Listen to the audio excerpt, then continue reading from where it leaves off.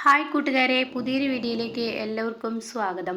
അങ്ങനെ മനോരമ അവിടെ സംശയക്കണ്ണിലൂടെ ഇങ്ങനെ പോവാണ് കേട്ടോ. എന്താണ് ഇപ്പോൾ ബാൽക്കണി, പില്ലോ, ബെഡ്ഷീറ്റ് ഇതൊക്കെ വരുന്നത്? എന്തോ ഒരു നിഗൂഢതയുണ്ട്. കീരിയും പാമ്പും പോലെ കഴിഞ്ഞിരുന്നവർ ഇപ്പോൾ വിവാഹം കഴിച്ചിട്ടുണ്ടെങ്കിൽ തീർച്ചയായും അവരിൽ എന്തോ ഉണ്ട് എന്ന് മനോരമ മനസ്സിലാക്കാൻ കേട്ടോ. അങ്ങനെ മനോരമ താഴത്തോട്ട് പോകുമ്പോൾ അവിടെ ഗസ്റ്റുകളൊക്കെ വന്നിരിക്കുകയാണ്. കാരണം റിസപ്ഷൻ ആണല്ലോ, അവരെ കാണാൻ വേണ്ടി ഈ പറയുന്ന ശ്രുതിയെയും പ്രീതിയെയും കാണാൻ വേണ്ടി ഓരോരുത്തരായി എത്തിയിരിക്കുന്നു കേട്ടോ. അങ്ങനെ ഇവരിങ്ങനെ വരുന്നതിനിടയ്ക്ക് മനോരമ ഇങ്ങനെ ചിന്തിച്ചു കൂട്ടുന്നത് കാണുമ്പോൾ അവിടേക്കിട്ട് മനോഹർ വരികയാണ്. എന്നിട്ട് മനോരമയോട് ചോദിക്കുകയാണ്, എന്താ പ്രശ്നം, എന്താ നീ ഇത്ര കാര്യമായി ചിന്തിക്കുന്നത്? അതെ, ഞാൻ ചിന്തിക്കുന്നത് അശ്വിനും ശ്രുതിയുടെയും കാര്യമാണ്. അത് കേട്ട് പിറകിൽ അശ്വിൻ നിൽക്കുന്നുണ്ട് കേട്ടോ. എന്താണ് ഇപ്പോൾ എൻ്റെ കാര്യം പറയുന്നത് എന്ന ഭാവത്തിൽ അശ്വിൻ ഇവർ പറയുന്ന സംസാരം ശ്രദ്ധിക്കുകയാണ്. അതെ, ഞാൻ ഇന്ന് ആ റൂമിൽ ചെന്നപ്പോൾ ഒരു കാഴ്ച കണ്ടു എൻ്റെ മനോഹരേട്ടാ. അത് കേട്ടോടുന്നതിന് എന്ത് കാഴ്ച? അതെ, അവരുടെ റൂമിൽ ആ ബാൽക്കണിയിൽ ബെഡ്ഷീറ്റും പില്ലോവും കിടക്കുന്നത് കണ്ടു എന്ന് പറയട്ടോ. അതോ അപ്പോൾ അത്ര വലിയ കാര്യം? അവരിപ്പോൾ ആദ്യരാത്രി അവിടെ വെച്ച് ആഘോഷിക്കുക അങ്ങനെ എന്തെങ്കിലും ഉണ്ടായിട്ടുണ്ടാകും. അശ്വിൻ ഒരിക്കലും ഒരു ബെഡ്ഷീറ്റിൽ വിരിച്ച് തറയിൽ വിരിച്ച് കിടക്കുന്ന ആളല്ല. അവൻ്റെ സ്വഭാവം ഞാൻ നിങ്ങൾക്ക് പറഞ്ഞു തരേണ്ടതല്ലോ, അവൻ്റെ പ്രകൃതം അങ്ങനെയാണല്ലോ എന്നുള്ള വാക്കുകളൊക്കെ ഇങ്ങനെ പറയുന്നു കേട്ടോ. അപ്പോൾ ഇത് കേട്ടോടെ തന്നെ അങ്ങനെയല്ല എന്നിങ്ങനെ വീണ്ടും മനോഹർ പറയാൻ, നീ വിചാരിക്കുന്നത് പോലെ വെറുതെ ഓരോന്ന് ആലോചിച്ച് കൂട്ടണ്ട. അല്ല, അവർക്കിടയിൽ എന്തോ ഒന്നുണ്ട്, പൊട്ടലും ചീറ്റലും ഉണ്ട്. കാരണം ഇവിടെ എല്ലാവർക്കും മുന്നിൽ അറിയുന്നതാണ് അശ്വിനും ശ്രുതിയും ഒരു പ്രണയമായിട്ട് ആർക്കും തോന്നിയിട്ടില്ല. അവർക്ക് മുന്നിൽ പൊട്ടലും ചീറ്റലും തന്നെയാണ് ഉണ്ടായിരുന്നത്.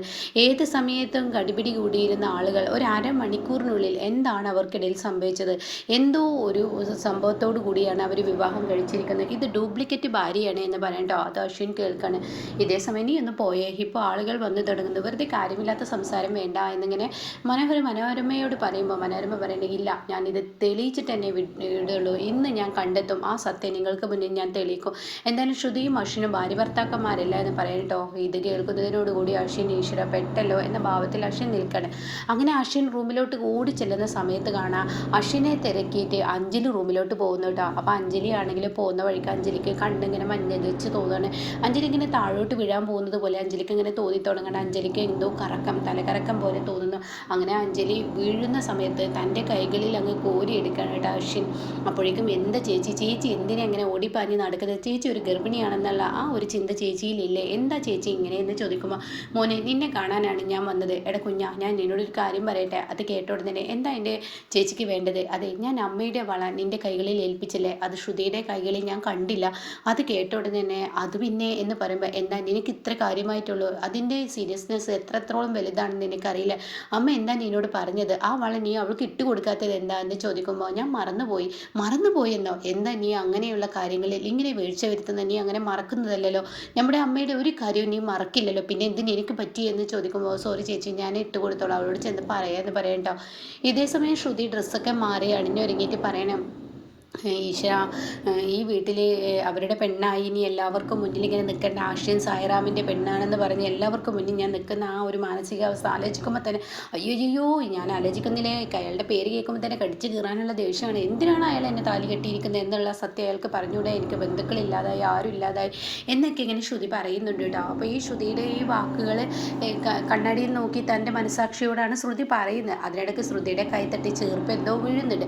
അപ്പോൾ ശ്രുതി അവിടെ കുനിയാൻ ശ്രമിക്കുന്ന സമയത്ത് അവിടെയുള്ള ആ ഷോക്കേസിൻ്റെ ഹാൻഡിലുണ്ടല്ലോ, അത് ശ്രുതിയുടെ ബ്ലൗസിൽ തട്ടണ്ടിട്ട് അതോടുകൂടി ബ്ലൗസ് അങ്ങ് കീറാണ്. ഇതേ സമയം ശ്രുതി അയ്യോ എൻ്റെ ബ്ലൗസ് കീറിയല്ലോ, ഇനി എന്ത് ചെയ്യുമെന്ന് പറയണേ. ഇതേ സമയം അശ്വിനോട് പറയാം വേറൊരു ഡ്രസ്സ് എടുത്തു തരാം. അയ്യോ വേണ്ട, അയാളുടെ പേര് ഉച്ചരിക്കേ വേണ്ട, അത് വേണ്ട.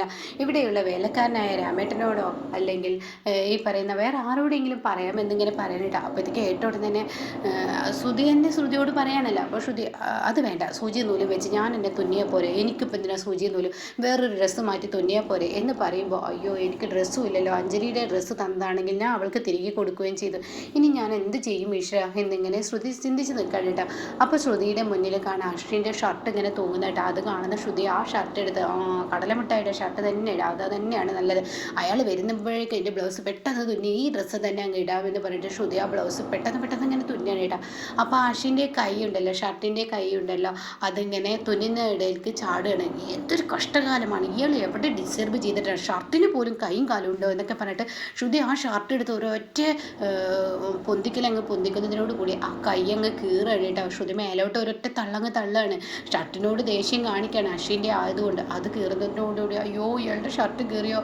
അങ്ങനെ ശ്രുതി വീണ്ടും തുന്നുമ്പോൾ തൻ്റെ കയ്യിലുള്ള കൺമഷി മുഴുവൻ അതിലോട്ട് ആവുകയാണ് കേട്ടോ. അയ്യോ കൺമഷി അയ്യോ അത് സാരമില്ല, കടലമിഠായിയല്ലേ, പെട്ടെന്ന് തുന്നിയിട്ട് വരാമെന്ന് പറയുമ്പോൾ കതകിൻ്റെ അടിയിലൂടെ ഇങ്ങനെ നിഴൽ കാണുന്നു കേട്ടോ.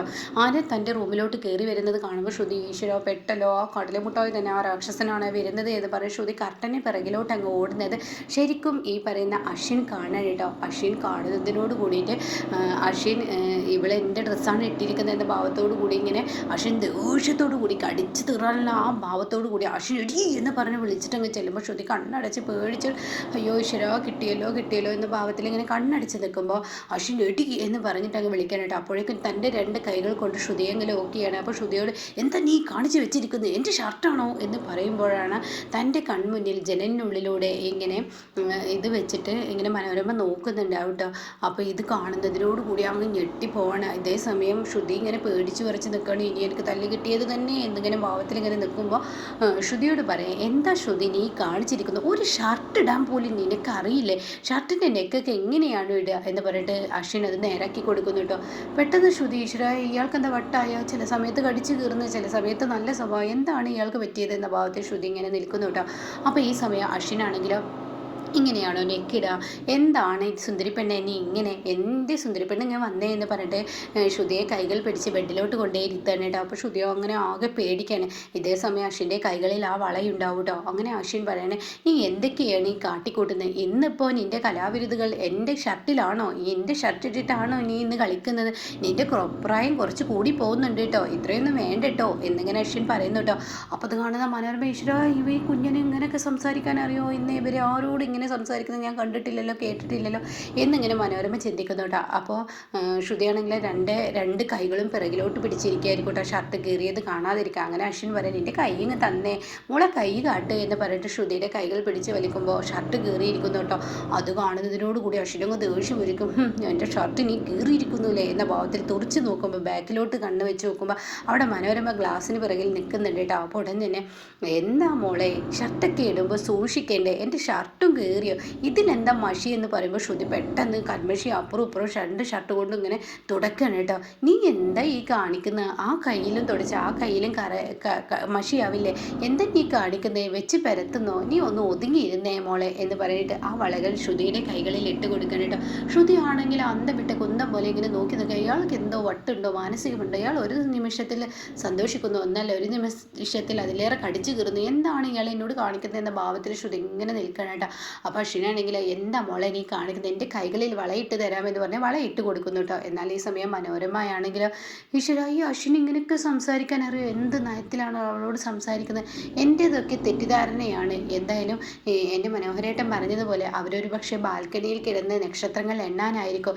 അങ്ങനെ ശ്രുതിയോട് പറയണേ ശ്രുതി ഇന്ന് രാത്രിയിൽ നമുക്ക് ബാൽക്കണിയിൽ കിടക്കണം കേട്ടോ, ബാൽക്കണിയിൽ കിടന്ന് ഞാനും നിൻ്റെ കൂടെ നക്ഷത്രങ്ങൾ എണ്ണും, നീ ഇന്നലെ നിൻ്റെ അമ്മയെ കാണാൻ നീ ബാൽക്കണിയിൽ ചെന്ന് കിടന്നപ്പോൾ ഞാനും വന്നില്ലേ, ഇന്ന് രാത്രി നമുക്ക് രണ്ടുപേർക്കും ഒരുമിച്ച് കിടക്കണമല്ലോ കേട്ടോ എന്നൊക്കെ ഇങ്ങനെ പറയുമ്പോൾ ഇയാൾ എന്താ ഈ പറയുന്നത് എന്ന ഭാവത്തിൽ ഇങ്ങനെ നിൽക്കണം. പക്ഷേ ശ്രുതി മനോരമയെ കണ്ടിട്ടില്ല, അശ്വിൻ മനോരമയെ കണ്ടതുകൊണ്ടാണ് ശ്രുതിയോട് ഇത്ര നീറ്റായി സംസാരിക്കുന്നത് കേട്ടോ. അപ്പോൾ ഇങ്ങനെയൊക്കെയാണ് നാളത്തെ എപ്പിസോഡ് വരുന്നത്.